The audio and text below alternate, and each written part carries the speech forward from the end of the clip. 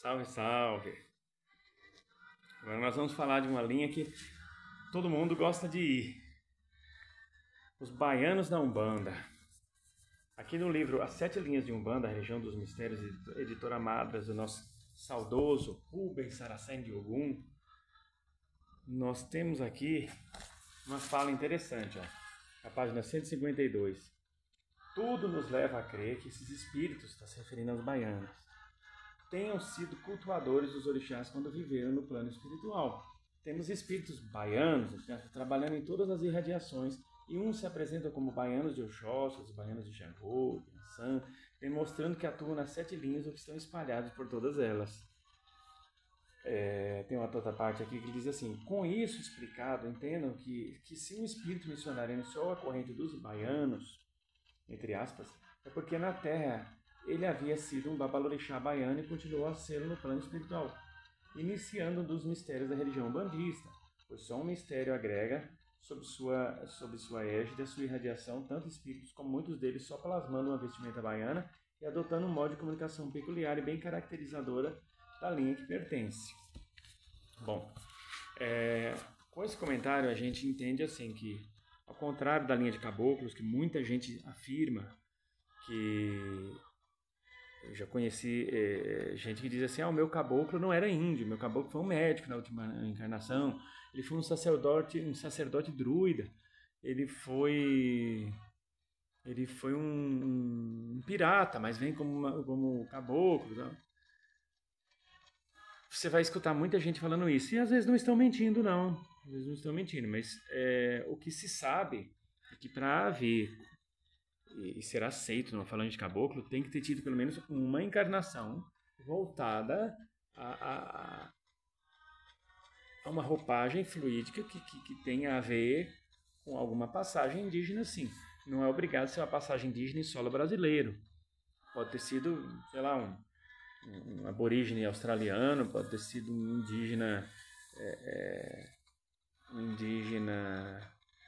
lá da Groenlândia, enfim. Mas tem que ter uma vivência nesse estilo de vida. Porque senão passa-se por cima de leis e mistérios muito bem estruturados que são universais. Agora, aqui dá a entender, na fala do mestre Rubens, que os baianos são todos, se não da Bahia, pelo menos do Norte e Nordeste. Se não na última encarnação, tiveram uma passagem por ela. Conversando com as entidades e passeando por algumas colônias em atividade de desdobramento, pude constatar esses anos todos e conversando com sacerdotes e frequentadores da Umbanda há muito tempo, o pessoal do Catimbó, no qual tive a oportunidade de conhecer muitos em Pernambuco, quando lá vivi, quando tive a oportunidade de ir para lá e depois retornei para o meu lugar de origem, São Paulo. Conheci muitos catimbozeiros, terecoeiros, se é que assim podemos dizer, né? E o pessoal do tambor de mina também, principalmente numa determinada região do Nordeste. Todos consideram a linha de baiano a linha mais aberta possível, dando a entender que muitos que estão nessa linha não necessariamente tiveram uma experiência encarnatória em Norte ou Nordeste do país, mas sim espíritos que trabalham exatamente como ele diz aqui. São espíritos de magos, de manipuladores de energias e que permeiam pelas sete linhas. Geralmente, não todos, os baianos são cruzados, esquerda com direita. Eles são assentados à direita do orixá deles quando entram para uma falange de baianos, mas eles têm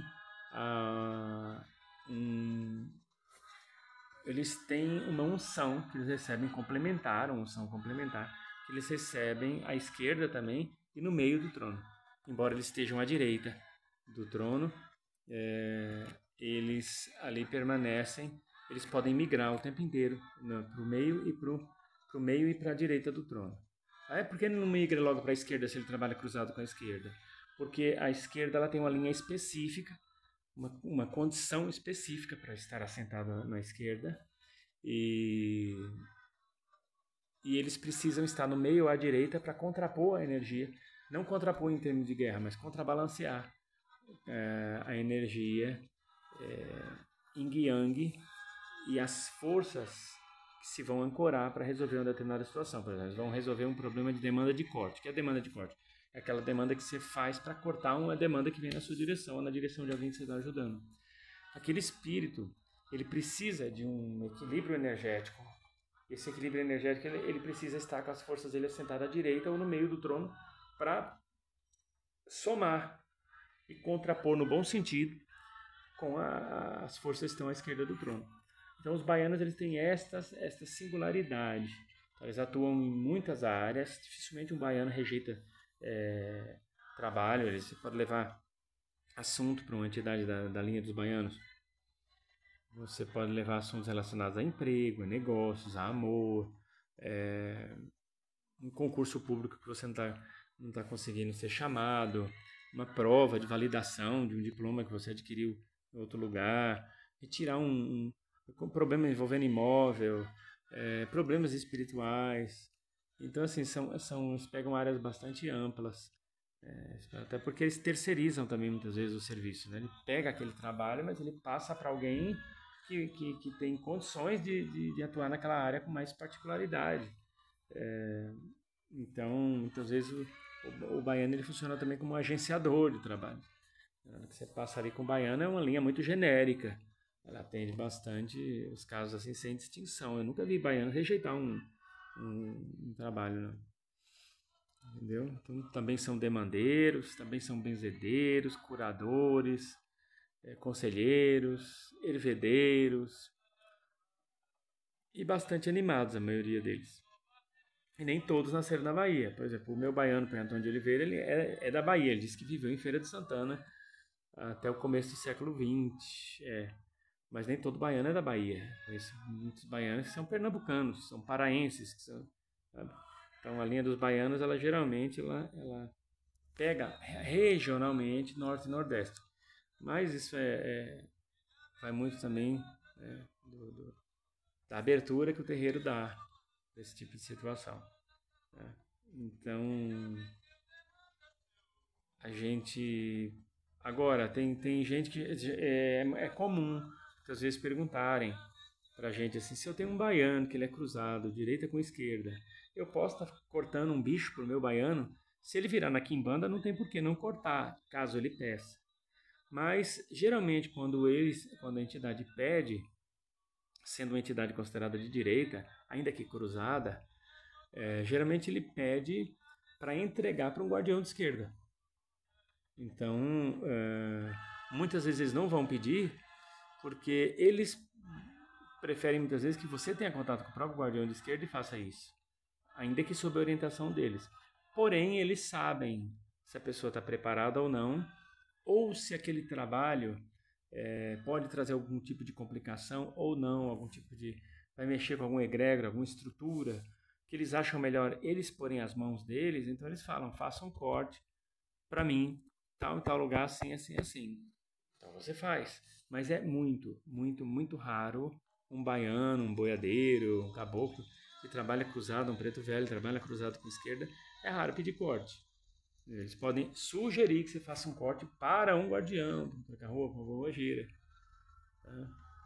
Pode acontecer isso aí. Mas a entidade cruzada,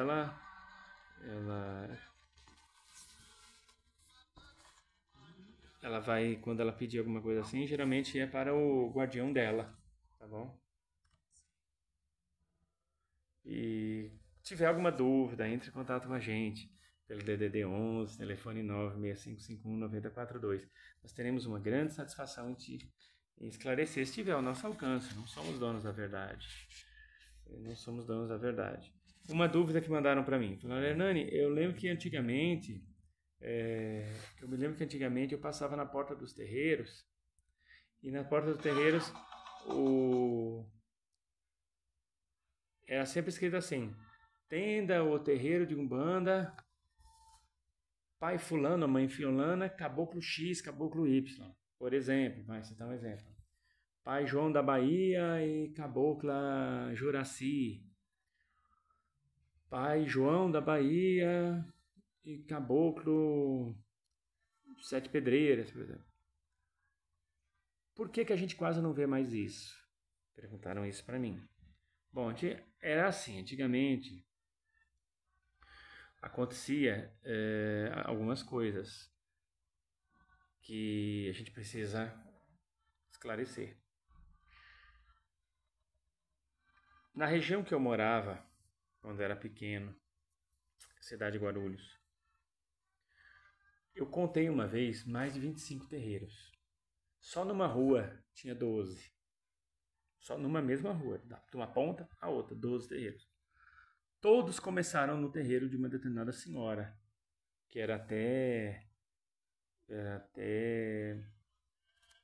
prestadora de serviço na área da limpeza, numa escola, nada contra, tá? Um serviço digno.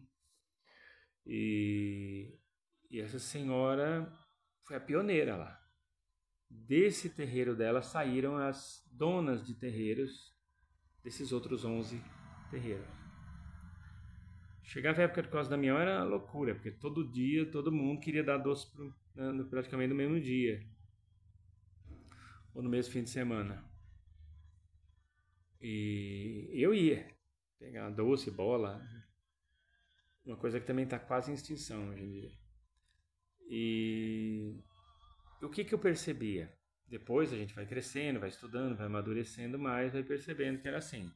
Muitos abriam por uma questão de ego. Eu não concordo com o jeito que fulano trabalha. Lá não dão abertura para eu trabalhar. Então começavam a fazer pequenos trabalhinhos em casa com aqueles que tinham mais afinidade. Então, um terreiro chegava até assim 60 membros. E aí uma pessoa lá falava assim, nossa, a minha entidade quer falar, lá não deixa, não dão abertura, não dão oportunidade. E aqueles mais próximos falavam que a gente não faz um trabalho em casa. E começavam a fazer um trabalho em casa, as entidades começavam a vir, falar bastante, orientar, instruir. Chegava a hora que eles saíam e abriam o próprio terreiro, a princípio 3, 4 pessoas, era só uma questão de tempo. Estava cheio de gente frequentando ali. Instrução, fundamento, experiência, iam aprendendo na raça. Na raça. Na raça. Então, eles viam uma pessoa abrir um terreiro e na placa do terreiro estava escrito tenda de Umbanda, por exemplo, Pai Mané da Bahia e Caboclo Urubatã. Eles pensavam assim, bom, terreiro tem que ser assim. Tem que ter o nome de um baiano e o nome do caboclo. Aí abria um terreiro para competir muitas vezes com aquele outro, também com o baiano e com o caboclo na placa lá. Aí o outro abria também para competir com os outros dois, abria mesmo, com o baiano e com... Aí o com o baiano e com o caboclo. Aí abria um outro com o baiano e com o caboclo. Era uma questão de falta de informação e de instrução. Aí você pode perguntar, como a espiritualidade permitia? Será que permitia? Até porque fecharam todos no passar do tempo. As mães de santos todas faleciam muito jovens, dificilmente uma chegava aos 50, geralmente faleciam muito jovens, de doenças assim que já vinha para matar. Por que será, né? Será que mexiam com quem não, ou com quem não podia? Fazendo coisa, né? Então, outra coisa que era comum, se pendurarem uma bandeira branca num bambu enorme, aquilo ali é um assentamento para cá atender.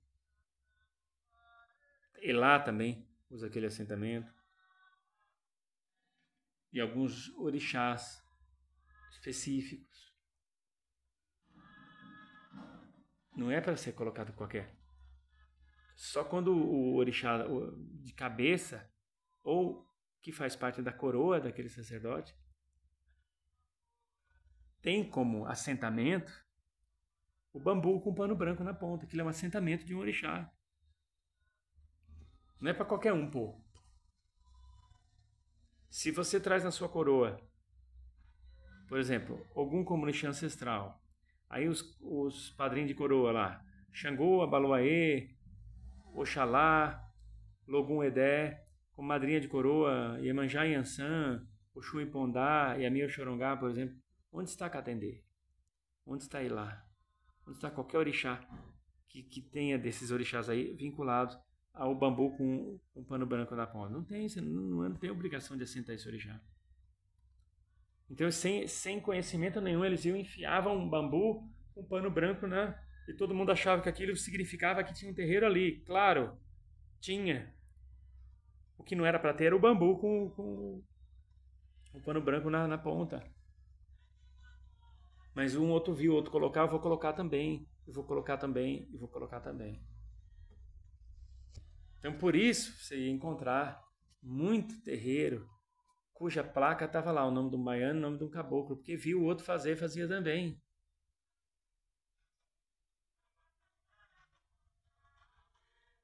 Vestir branco, quem diz que é obrigado a vestir branco em gira de umbanda?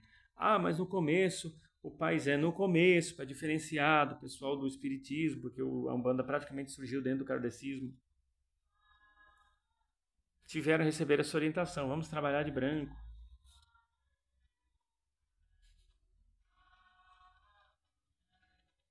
Vamos trabalhar descalço, aí começou.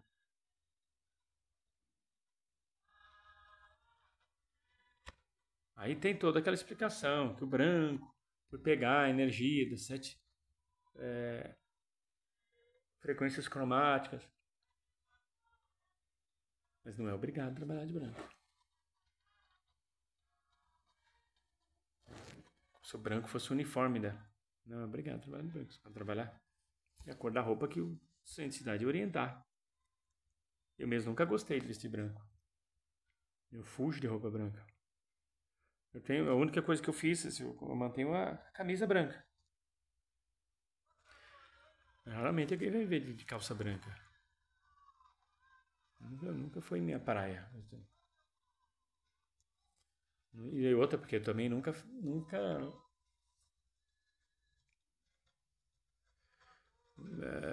eu vi sentido nisso aí. Minhas entidades também nunca cobraram. Nunca obrigaram também.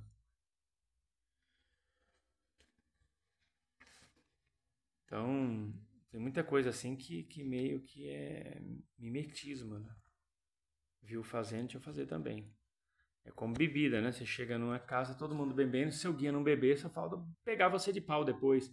Aí você acaba dando aquele golinho para... Não, também não há necessidade.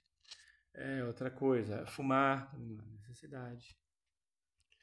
Preto velho, você chega num terreiro, todo preto velho curvado, falando igual, alguns obrigam a colocar uma velinha na mão assim. E eu cheguei até num terreiro que uma vez, eles acho que tinham assistido demais o Chico Anísio. O Chico Anísio tinha um personagem, que não era um personagem, né? Um preto velho dele, o Chico Anísio, mas que ele pediu licença para transformar num personagem. Ele pediu licença para transformar num personagem. E aquele preto velho, ele tinha um hábito, quando alguém chegava nele, ele dizia: tá famoso, Zifi? E nesse terreiro, você chegava lá, os pretos velhos estavam tudo orientados a perguntar também: tá famoso, Zifi? Qual o sentido de tá famoso, Zifi? Se o Velhos usa, Saravá Velhos usa, do Chico Anísio, perguntava assim, era uma característica dele. Ele tinha um porquê de perguntar aquilo. Aí você chegar num terreiro e escutar toda a entidade ali falando: tá famoso, Zifi? O que vai passar na sua cabeça? Assistiram demais o Chico Anísio e o médium está interferindo no atendimento de seu guia. Dava para perceber que os pretos velhos deles estavam bem ali com eles. Só que os médios todos interferiam nas comunicações. Quando é para o bem, tudo bem. Não que isso aí seja para o mal. Perguntar se está famoso o Zifi não vai arrancar pedaço de ninguém. Nem deixar ninguém mais rico, nem mais pobre, nem mais doente, nem mais curado. Mas não é esquisito? Sabe o que é o preto velho da televisão? Perguntar, tá famoso, filho? Aí você vai no terreiro, toda a entidade ali perguntava também se tá famoso, filho? Não é estranho? Aí, então você entendeu por quê que as pessoas colocavam bandeira de bambu com uma bandeira branca de algodão lá em cima? Sem ter noção que aquilo era um assentamento e não era para estar ali? Por que os terreiros todos eram o nome de caboclo de baiano? Ah, tinha outra. Você chegava num terreiro da época, aqueles 12 terreiros e outros do bairro, todos tinham um xangotão e uma oxunzona, bem no altar. O altar principal, o PJ, só tinha esses dois santos. Os outros santos eram guardados num quartinho menor. Mas não era o Xangô africano, ou a Oxum africana. Era uma imagenzona enorme de São Lázaro, com um leão do lado, e uma Nossa Senhora Zona Aparecida do tamanho da Estátua da Liberdade, praticamente. Todos. Aí um dia eu perguntei, né, para falei, mas por que todo terreiro que eu vou tem São Jerônimo e uma Nossa Senhora Aparecida? É Xangô e Oxum, é porque tem que ser assim. A resposta foi essa. Tem que ser assim. Mas tem que ser assim por quê?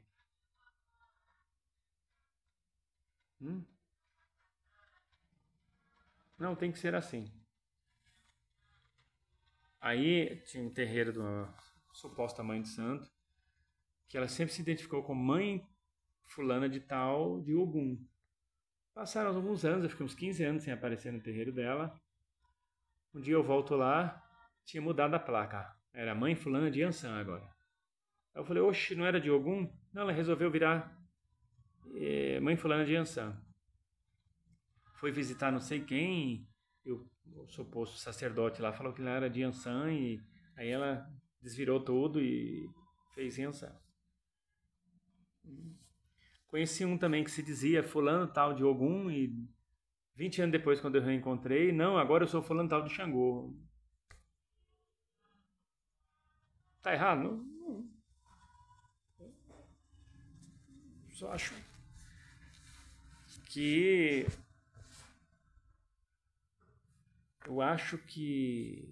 as pessoas têm que ter mais cautela antes de eu sou fulano de tal orixá. Porque pega mal. A imagem que você passa é de uma pessoa que... Será que você se encontrou mesmo? Para pra pensar. Você vai num terreiro, tá lá, fulano de tal de Oxalá. Você volta alguns anos depois, ele já não é mais de Oxalá, ele é de Abaloaê. Aí você pensa, ok, se eu voltar daqui 10 anos, de que orixá ele vai ser? Passa uma coisa esquisita. Você tem que pensar bem antes de escolher quem você vai pôr de frente na sua coroa, para não ficar com essas marmotagens. E para encerrar aqui, nós vamos ler uma parte da página 153, que diz assim: a linha dos ciganos da Umbanda é uma linha muito antiga dentro da Umbanda, mas pouco estudada e divulgada.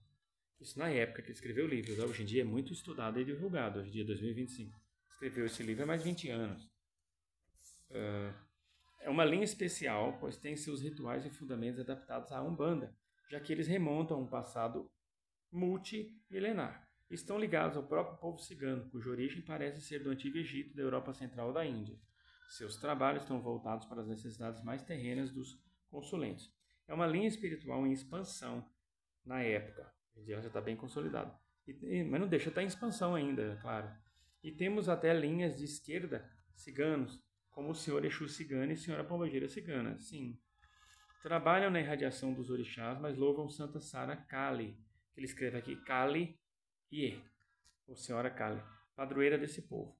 Ainda que não esteja muito bem definido em qual das 7 irradiações atuam, nós os classificamos por enquanto como do tempo e associamos as linhas espirituais regidas pelos orixás temporais, tais como Logunã, Yansan, Oxalá. Podia ter acrescentado aqui Katendê, Elá, mas enfim, tudo bem. Bom, hoje em dia já se sabe sim. O tempo passou e já se sabe qual das 7 linhas eles trabalham, sim. Todas. Na frequência eles trabalham na geração, conhecimento, fé, lei, justiça, evolução e amor, e pegam a egrégora também dos orixás ancestrais naturais, terra, água, fogo, ar, minerais, cristais e vegetais. Assim como existem os caboclos, pretos velhos, cada um trabalha na sua frequência que predomina seu orixá de cabeça, assim são os ciganos. Não muda nada. Né? Não muda nada. Hoje em dia já sabe que eles trabalham em termos de domínio de frequência das forças dos 7 tronos, tanto quanto qualquer outra entidade de outra linha. Os ciganos também são assim, tá? Por exemplo, você está ali falando com a cigana Zaira, que é uma cigana que trabalha muito comigo. A cigana Zaira, ela não existe uma cigana Zaira só, existe centenas de ciganas Zaira, porque Zaira é uma falange. Cigana Zaira. Cigana Roberta, o cigano Paulo Menescal, o cigano André Gajo, cigano Alessandro de Lorcas, cigana Verônica Zulaide, são egrégoras. Você pode até estar incorporado em uma dessas entidades, mas se 50 médiuns estiverem incorporados também nessa entidade com esse mesmo nome, são entidades da mesma falange, que as falanges, no caso do povo cigano, os nomes simbólicos são nomes muito parecidos com os nomes humanos. Por exemplo, um caboclo, o nome simbólico dele é 7 flechas. Aí na falange dos 7 flechas tem lá, por exemplo, 50 mil índios ou indígenas, entidades, enfim, que vêm naquela frequência de 7 flechas. Já os ciganos, eles usam o nome de pessoas, né, na falange deles. Então você está lá com Íris da Estrela d'Alva, por exemplo. Tá com Íris Enaê também. Tá com essa cigana. E se você encontrar uma ou duas, 3 médios incorporadas naquela mesma cigana, respeite-as. Elas, mas as outras estão fingindo. Não, elas estão incorporadas na Isis também. Porque Isis, né, é uma falange. Está incorporado no Alessandro de Lorcas, cigano Ramon. Tá. Tem 10 médios incorporados no cigano Ramon. Deve um só ser verdadeiro, os outros 9 são farsantes. Não, os 10 estão incorporados no Ramon. Os 10. Porque Ramon é uma falange. Vocês entenderam? Às vezes vocês acham que estão lidando com uma entidade ali única, porque ela usa um nome humano, como Maria Padilha, por exemplo. É uma falange com mais de 200 mil. Quase era massa, já está beirando 500 mil. 500 mil entidades. Entenderam? Então é assim que funciona. Em breve nós avançaremos, falando também das linhas de boiadeiros e das linhas das sereias. Os baianos costumam ser representados por velas amarelas e suas guias amarelo com branco. A vela também pode ser amarela com branco, porque geralmente na Umbanda a cor unicamente amarelo se reserva a Yansan. No caso dos ciganos, é polêmica a questão, porque o cigano você pode acender a vela metade vermelha e metade amarela, como você pode acender laranja com vermelho, como você pode acender, se for casos assim envolvendo a parte financeira, a vela dourada. Tá? A dourada com vermelha, melhor ainda para adquirir prosperidade e dinheiro.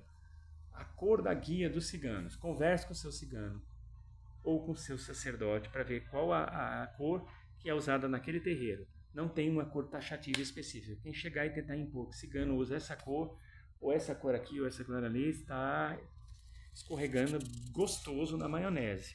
Porque não é bem assim, tem que conversar com o seu cigano.